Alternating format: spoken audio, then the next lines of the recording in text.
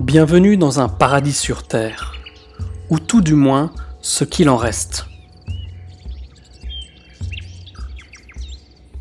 Nous sommes à Angkor, un complexe de temples qui un jour abritait au nord-ouest du Cambodge jusqu'à 750 000 personnes.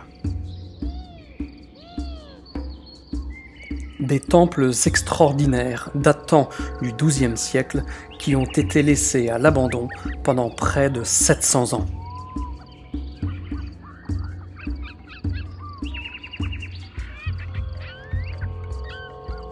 De très nombreux et complexes canaux, ainsi que des réservoirs gigantesques, suggèrent que la zone était beaucoup plus fortement peuplée que ce que l'on peut penser.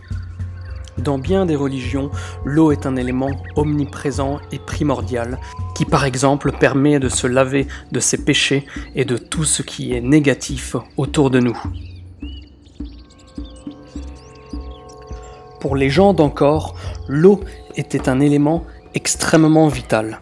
Grâce aux canaux retrouvés ainsi que les réservoirs sur place, tout semble indiquer une utilisation quotidienne de l'eau, et pas que pour les cérémonies.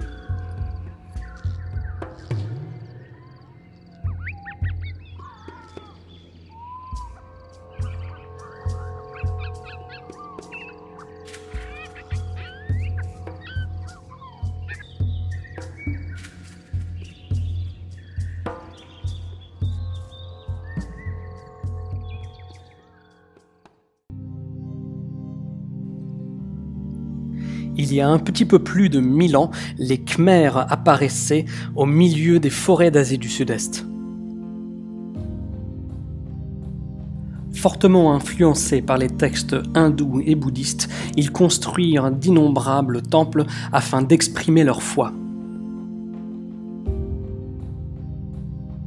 Le temple d'Angkor Wat n'est qu'un temple parmi la myriade de beautés qui constituent la région d'Angkor.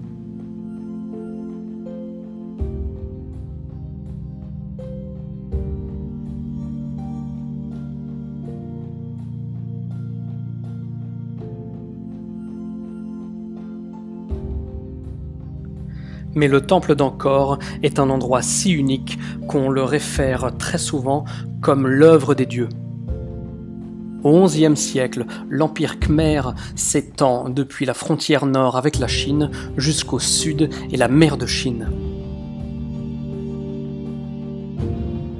De la Birmanie à l'ouest jusqu'au Vietnam à l'est. Pourtant, la grandeur d'Angkor Wat laisse penser que le royaume khmer s'étendait bien au-delà de ce qu'on peut penser. Et de récentes découvertes laissent présager que la région d'Angkor était la plus grande cité antique du monde. Ce sont peut-être dans ces forêts silencieuses et impénétrables que nous pouvons retrouver les origines de la prospérité du peuple d'Angkor. D'anciennes théories ont déjà fait le lien entre les grandes réserves aquatiques de la région avec l'essor, mais malheureusement, elles n'ont jamais été reçues par les académiques.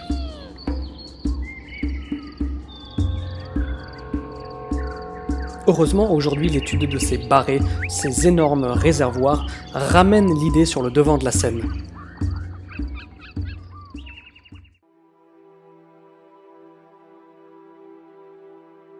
Dans la culture khmer, ces énormes étendues d'eau représentent l'infinité des océans desquels ont émergé les peuples et les terres.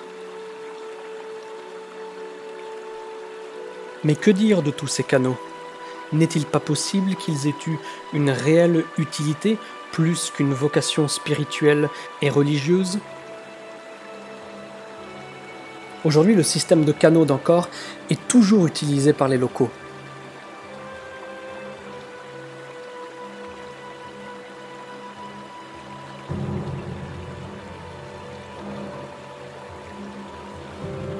Pourtant, le mystère subsiste dans ce réservoir immense que l'on appelle le Barai Ouest.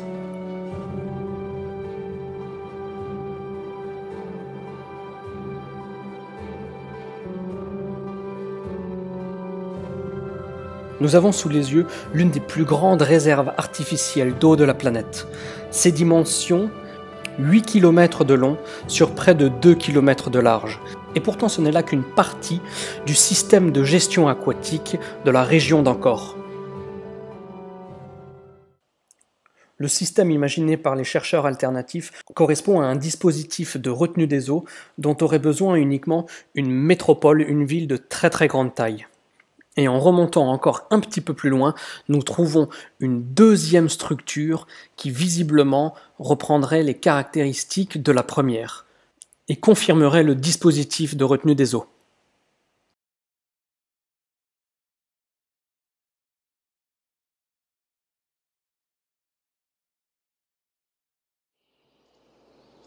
En raison des efforts qui se sont toujours focalisés sur la restauration du temple d'Angkor Wat, les canaux ont malheureusement toujours été relégués au rang de 5e roue du carrosse.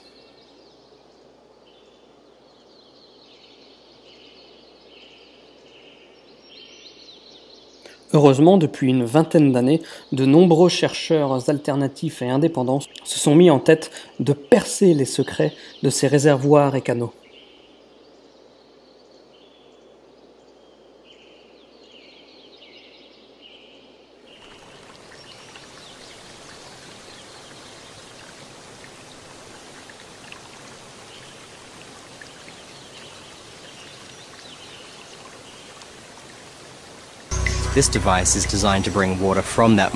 Ici, nous avons un système conçu permettant de dispatcher l'eau vers la ville d'Angkor Thom dans un réservoir pour aider aux activités quotidiennes de toute la ville. On voit donc que nous sommes à la fois dans le rituel, mais aussi dans le fonctionnel.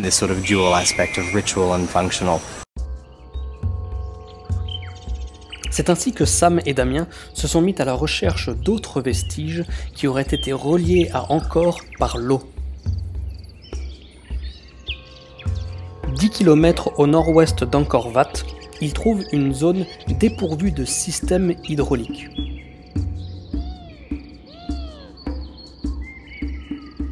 Pourtant, il y a bien un temple qui s'y trouve.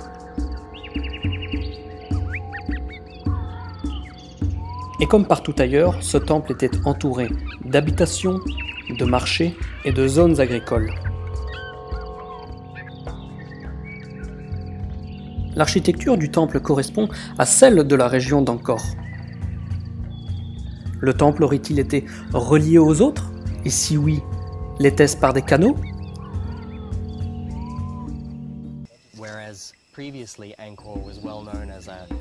Alors qu'Angkor était considéré comme une ville, nous nous rendons compte que son rayonnement dépassait largement les murs qui la délimitaient dans cette plaine. D'ailleurs, on retrouve des vestiges qui semblent presque sans fin au-delà de la zone d'Angkor.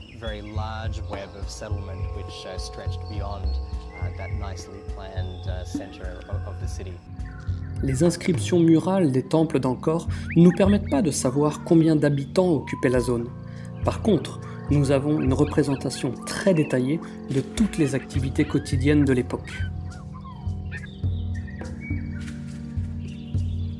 Sous la tutelle de leurs dieux immortels, les habitants de la zone semblaient avoir une seule préoccupation au quotidien, le bon déroulement du marché.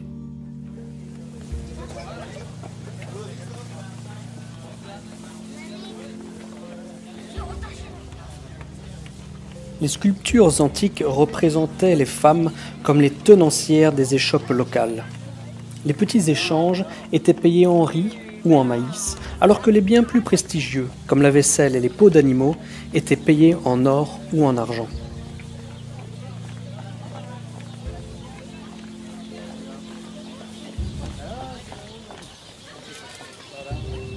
Aussi étaient échangés sur place des squelettes d'animaux morts qui probablement étaient utilisés dans le cadre de rituels de croyances et de religion. Fruits, légumes, poissons et volailles étaient disponibles en tout temps, alors que les femmes brillaient de mille feux grâce à leurs bijoux en argent.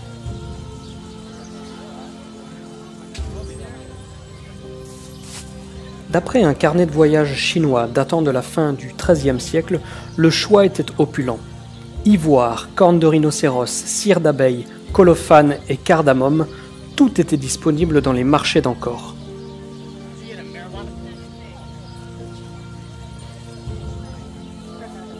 Nous y trouvions aussi des vins fabriqués à partir de miel, de riz ou de sucre. L'existence de tous ces produits était dépendante du système hydraulique local présent jusque dans des zones complètement délaissées aujourd'hui. Mais jusqu'où s'étendait réellement la région d'Angkor? Et si sa prospérité était liée aux canaux, quelle a été la raison de son déclin? Afin de découvrir jusqu'où s'étendait la population d'Angkor, Damien Evans prolonge ses recherches au-delà des limites du temple d'Angkor Thom.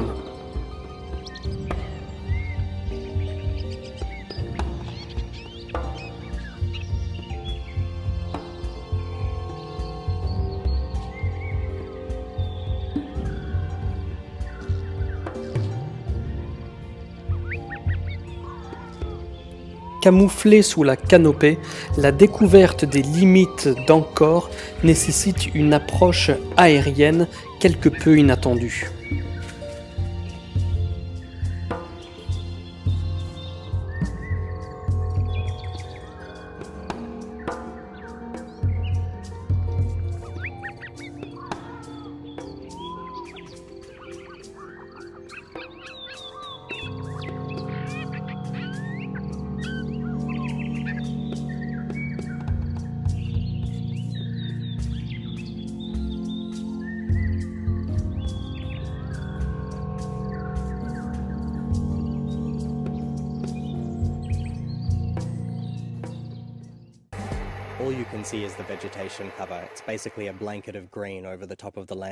Ici, la végétation est tellement dense que même depuis le ciel, on ne voit quasiment rien. Ce qu'il faut, c'est arriver à trouver des outils qui permettent de distinguer les différences en termes de végétation et ensuite en tirer les conclusions qui nous permettent de se focaliser sur certaines zones plutôt que d'autres.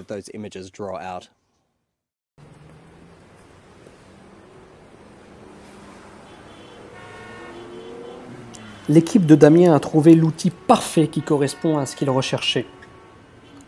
Cet outil, ils l'ont trouvé en Californie, dans un laboratoire étudiant la propulsion des jets et des avions. Lors d'une mission dans l'espace, la NASA a mandaté une de ses navettes pour focaliser son attention sur la région cambodgienne l'espace de quelques instants.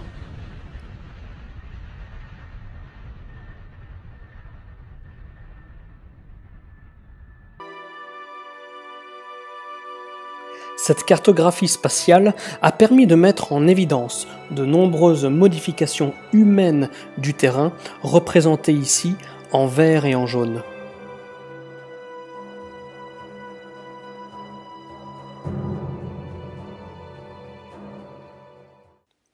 Parmi les centaines de sites détectés, seule une toute petite poignée pourrait correspondre à des structures faisant partie d'un Angkor encore plus vaste.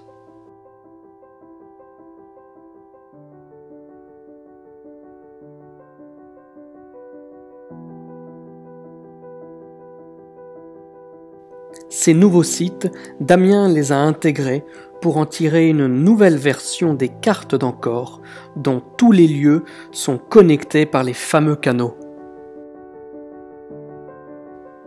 Nous découvrons une immense cité comprenant plus de 70 structures inconnues et des centaines de sites archéologiques.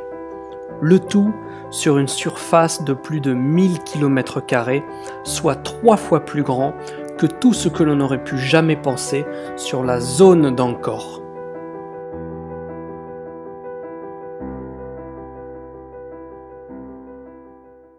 L'histoire tout entière s'en retrouve changée. Angkor n'est plus seulement composé d'une magnifique architecture, mais devient une ville, une zone, une région ayant une fois accueilli une population immense et prospère.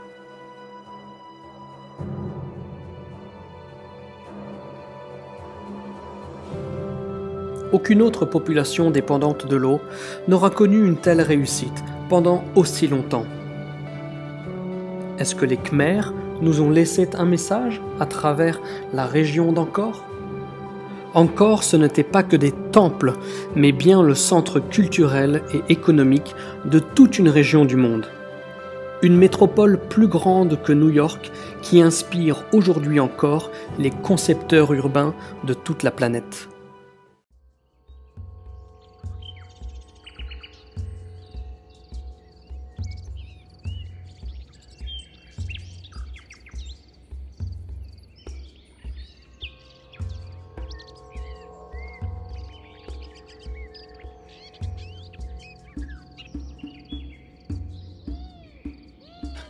Les recherches et les fouilles qui ont eu lieu du côté du Barail Est, que nous savons à présent asséché, ont réussi à mettre en avant une complexité extrême dans l'organisation du système de gestion hydraulique de la zone d'Angkor.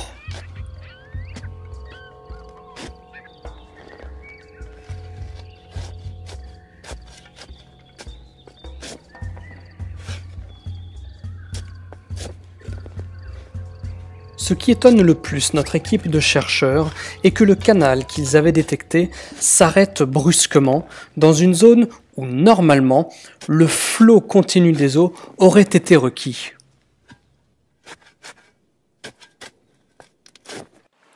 Les canaux étaient utilisés pour l'accès à l'eau à l'intérieur de la ville, mais les Khmers en ont construit aussi à l'extérieur. Ces canaux-là semblaient porter une dimension spirituelle. Ces pierres sont les sommets des lingams, ce sont les symboles du dieu hindou Shiva. Ils représentent la puissance créatrice et la promesse d'une fertilité future.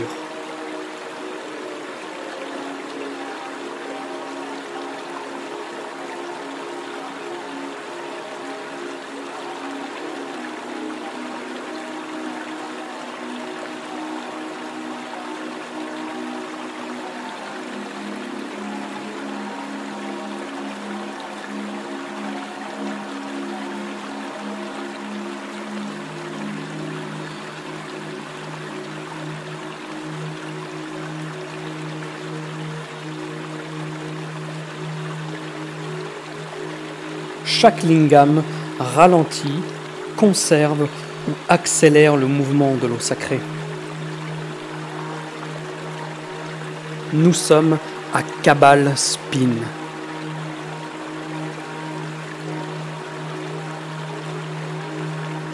Kabal Spin se situe sur une plaine surélevée 30 km au nord-est d'Angkor Wat. Depuis cette plaine, l'eau s'écoule vers les barails avant de ne faire qu'un. L'eau sacrée est maintenant arrivée au cœur de la ville.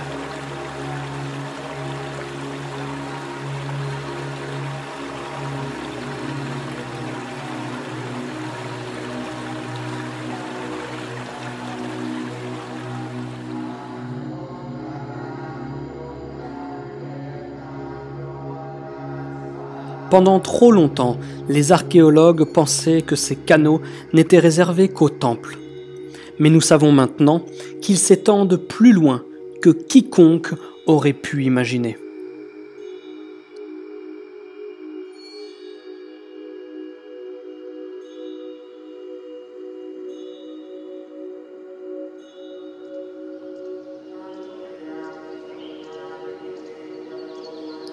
Une toile d'araignée interminable, de canaux et de bassins, remerciant à la fois les dieux et permettant à toute une population de vivre allègrement.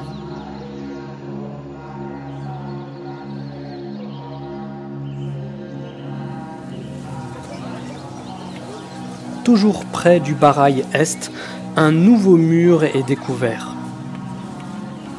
Un mur latéral. Cette fois-ci, il traverse directement le canal.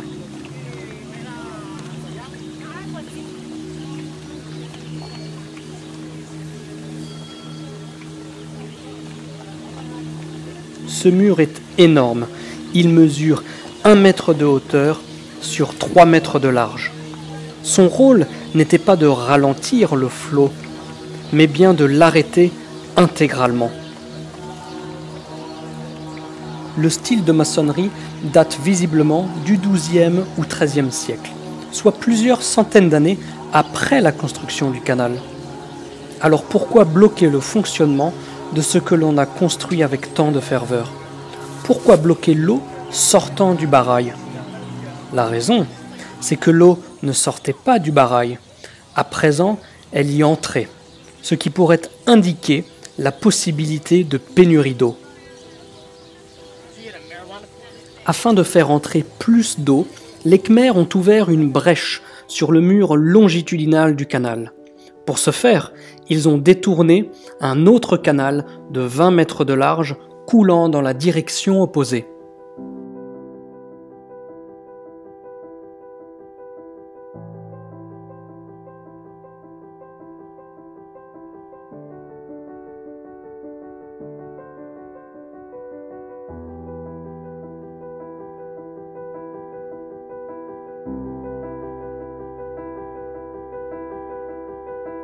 Alors que les temples se multipliaient au XIe siècle, la demande d'eau croissait elle aussi. À tel point que le roi Jayavarman VII entreprit un chantier public de grande envergure. Durant ces travaux, dit-on, 80 000 hommes ont construit et entretenu le temple de Taprom, un temple qui ne fait même pas la moitié d'Angkor Wat.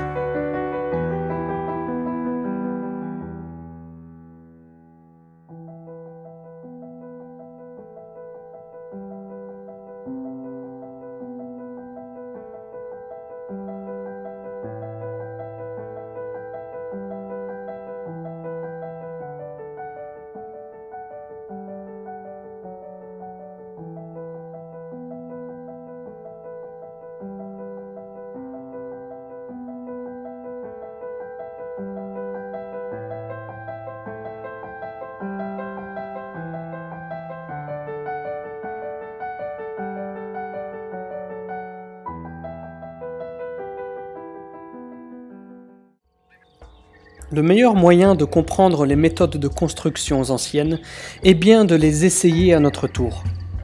Depuis plus de 50 ans, des équipes sont en charge de la reconstruction du temple de Baphuon. Les résultats sont souvent frustrants, voire déstabilisants.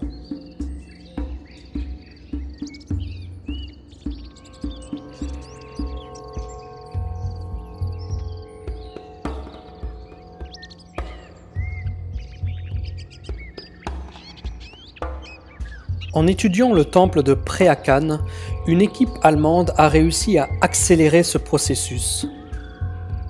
Le projet s'intitule Virtual Angkor. C'est l'université d'Heidelberg en Allemagne qui s'en charge, mais pas son département archéologique. Ici, ce sont des mathématiciens qui sont présents, et leur approche est très différente.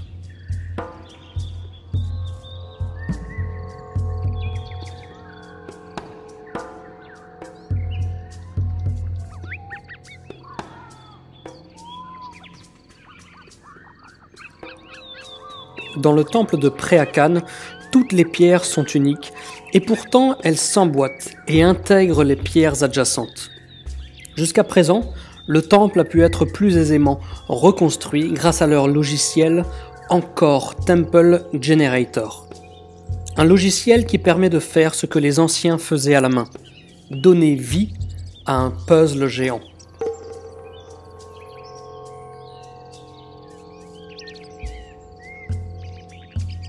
Mais un mystère subsiste. Comment ces blocs de grès ont-ils été conçus? Comment ces blocs de grès ont-ils été assemblés si facilement dans un puzzle si complexe?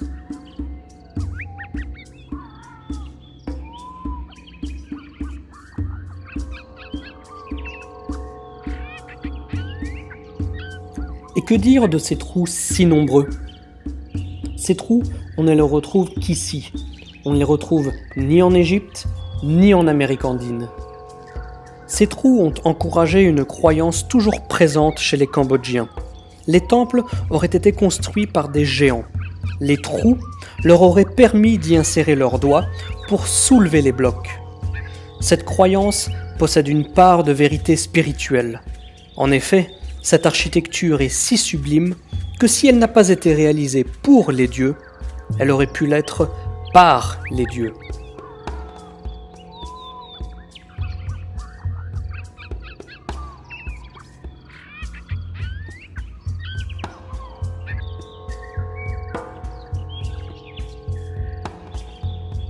Au fil des siècles, la fascination qu'avaient les Khmers pour les temples n'a jamais baissé.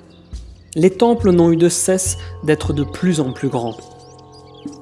Dans la région d'Angkor, nous comptons aujourd'hui plus de 1000 temples.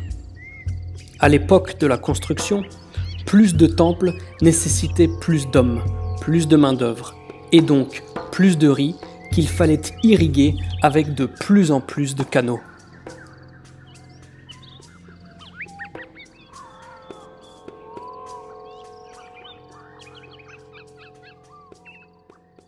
Malheureusement, cette croissance ne pouvait durer éternellement.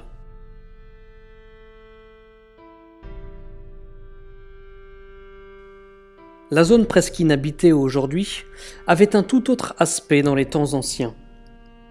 Près des temples principaux, nous avions une mer de maisons en bois. Alors que Londres comptait seulement 30 000 habitants, près d'1 million de personnes peuplaient Angkor. La prospérité de la région dura pendant près de 600 ans.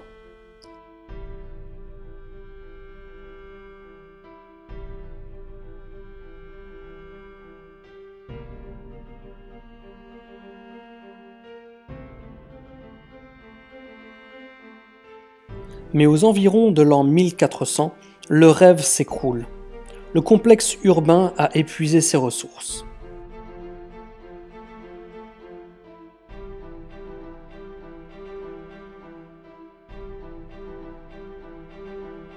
Par exemple, ce mur était un pont à l'est de la ville lors de son apogée.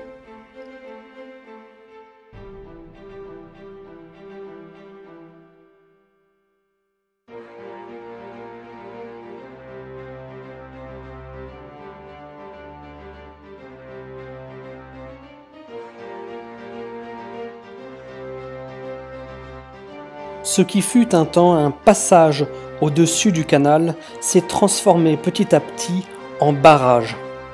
Détournant les flots vers les zones plus demandeuses, il finit tristement par échouer.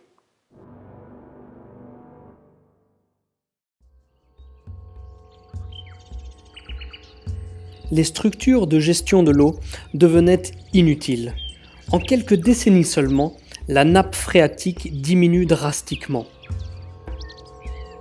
Depuis les arrivées d'explorateurs européens au cours du XVIIe siècle, qui ont décrit la magnificence des temples d'Angkor et d'Angkor Wat, nombreux sont ceux qui se sont demandé pourquoi ces temples ont été abandonnés 500 ans plus tôt.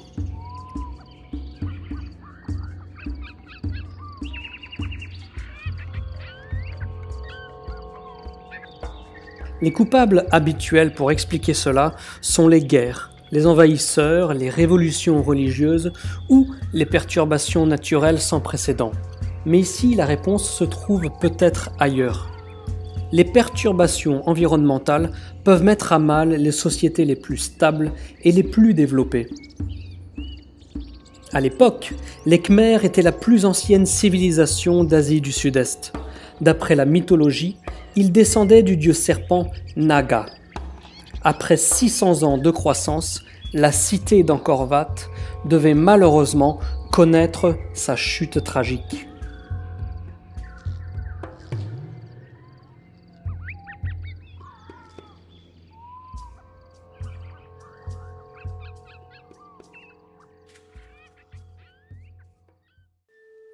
Les dieux alors disparus, la nature reprend ses droits sur la ville. Les racines d'arbres se sont faufilées dans toutes les crevasses apparentes, comme si les pierres de ces magnifiques temples n'étaient alors plus que de tristes passoires. Les ressources naturelles ont été épuisées, et le peuple fut le premier à en payer les conséquences. Une histoire qui devient presque habituelle.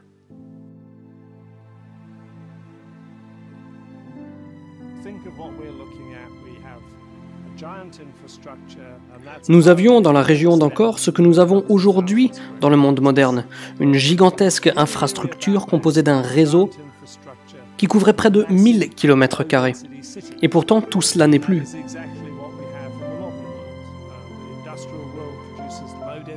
Et quand on pense qu'entre l'an 1300 et 1700, il y a eu des modifications et des changements climatiques qui sont intervenus à l'échelle mondiale, dont on mesure encore peu les impacts, on se rend compte vraiment qu'on est dans une situation qu'on est peut-être en train de revivre aujourd'hui.